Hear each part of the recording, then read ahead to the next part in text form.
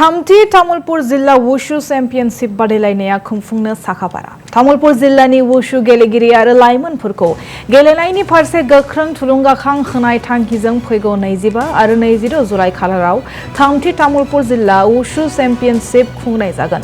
तामुलपुर जिल्लानि कुमारिकाटा कम्युनिटी नबलाङाव बे बादायलायनाय हाबाफारिखौ खुंनाय जागोन। दिनै खौरां बिजोंनि गेजेरजों तामुलपुर जिल्ला वुशु चेम्प एसोसिएशननि आफादगिरि राजेन बर'आ फोरमायथियो दि बे वुशु बादायलायनाया साब जुनियर, जुनियर आरो सिनियर बे मोनथाम थाखोआव हौवासा आरो हिनजावसाफोरनि चान्दा आरो तावलु बादायलायनाया जागोन।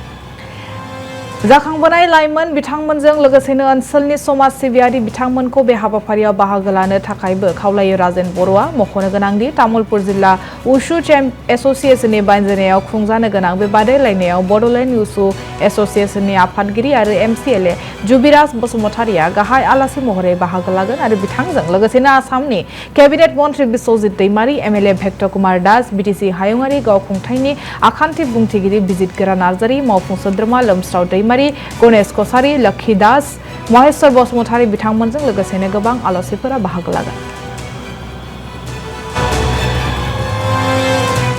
तामुलपुर डिस्ट्रिक्ट वुशु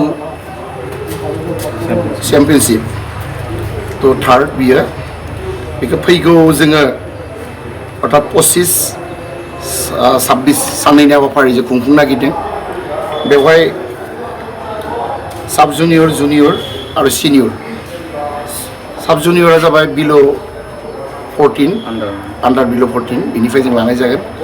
बेयाव जाहाथे बै दिनखालि जोङो साननैनि हाबाफारि लादों जिहेतु जों फार्स्ट खालि 25 खालि जोङो टीमखौ जों रिसिपसन खालामगोन। बेनिफ्राय 26 खालि जोङो ब्रेकफास्ट बेनिफ्राय लानानै फुंनि हाबाफारिनिफ्राय लानानै फ्लेग हस्टिंनिफ्राय लानानै जोङो बेखेवगिरि हिसाबै आलासि लिंदों आरो बेवहाय आलासि लिंदों आरो बे ओनसोलनि जोंनि उथिफुनाय जे लाइमोन सेंग्रा सिख्लाफ्रा निस्सय बे वुशु चेम्पियनशिपआव बाहागो लाफैगोन। बेखौ आङो नोंथांमोननि नैबे पर्टेल नायगिरि आइजोजों आं गोसो गोरबोनिफ्राय खावलायनो थाबाय।